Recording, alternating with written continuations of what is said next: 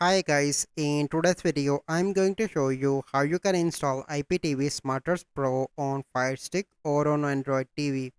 So first I'm going to show you the complete process for Firestick. So first you need to enable apps from unknown sources, and then you need to install the downloader app. Once you download, you simply need to download the Iptv Smarters Pro.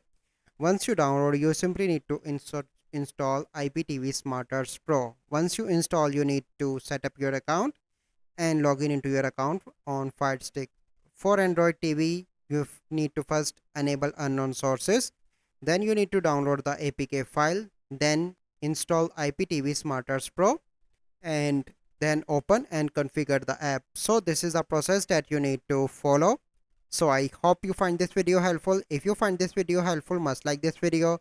Subscribe to our YouTube channel for future videos. We'll see you in the next video. Thank you. Have a good day.